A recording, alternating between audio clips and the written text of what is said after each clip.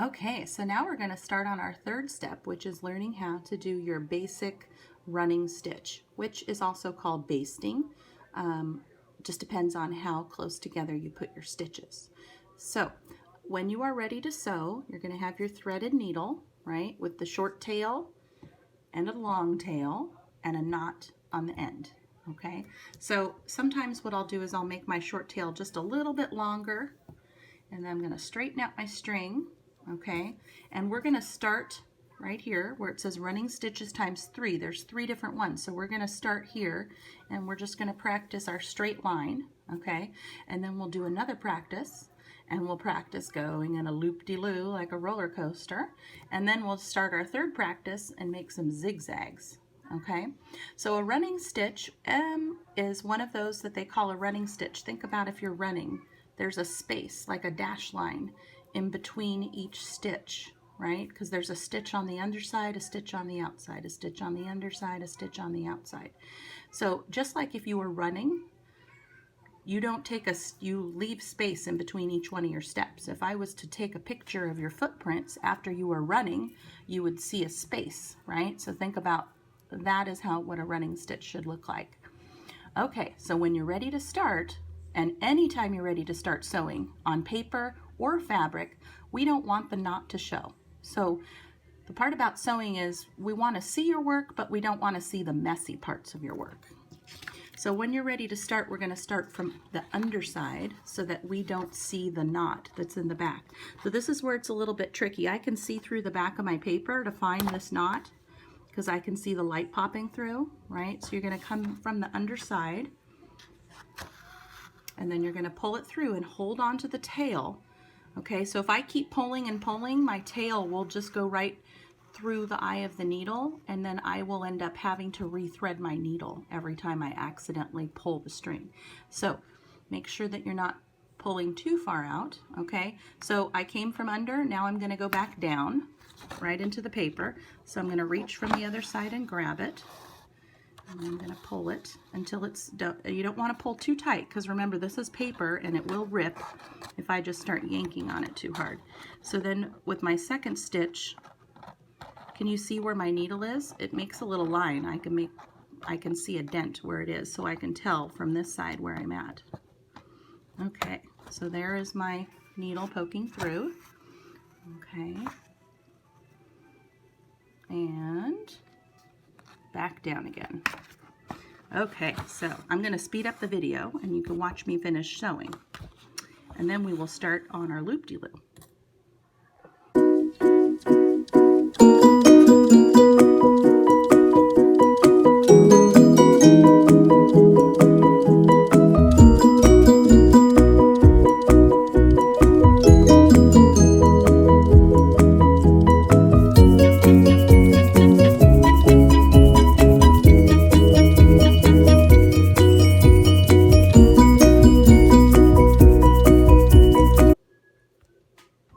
Okay, so I'm getting close to the finish line here. I just have one more stitch to go.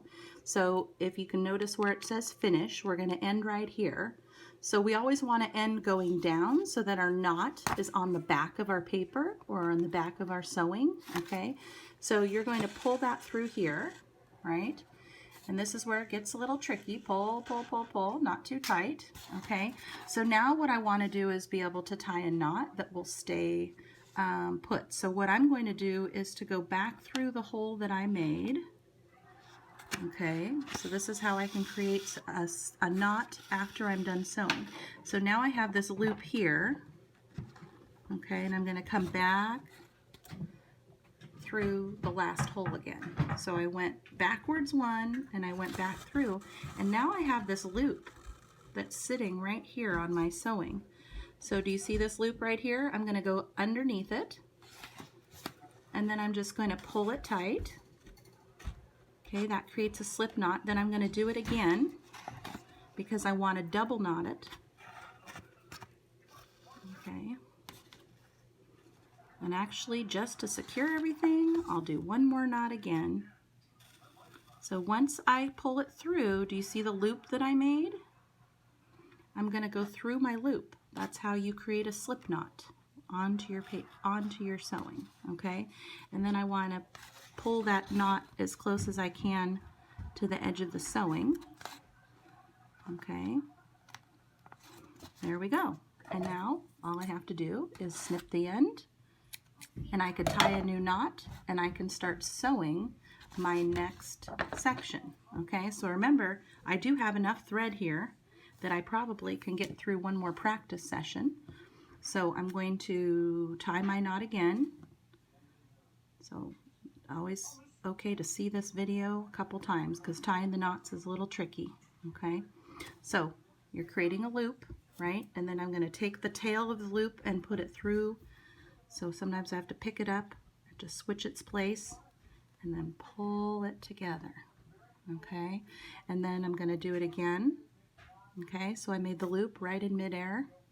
Take the tail, tuck the tail in, pulled the tail and pull slowly so that the knots line up on top of each other. And you're ready to start a new row.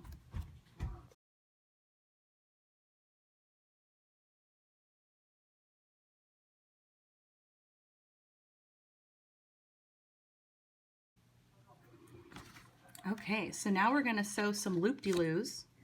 We're going to go in the roller coaster, go around and around and make some loop-de-loos. So you're going to start where it says S right here. So that's the start. And where are we supposed to start? Do we start from the top? No, because then I would see my knot. I'm going to start from underneath. So I got to lift up the paper. I can kind of feel where it's going. I can also look from the underside and see my writing. And then I'm going to start from the back, pull it all the way through till I get to the knot, and then I'm going to go back down.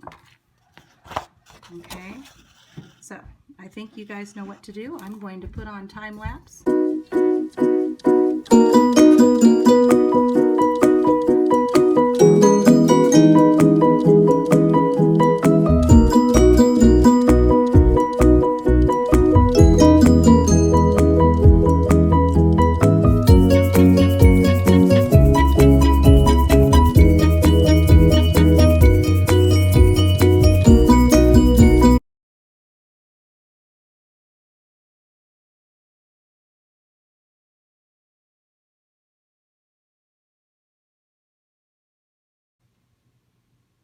Okay, so I've sewn two different kinds of running stitches.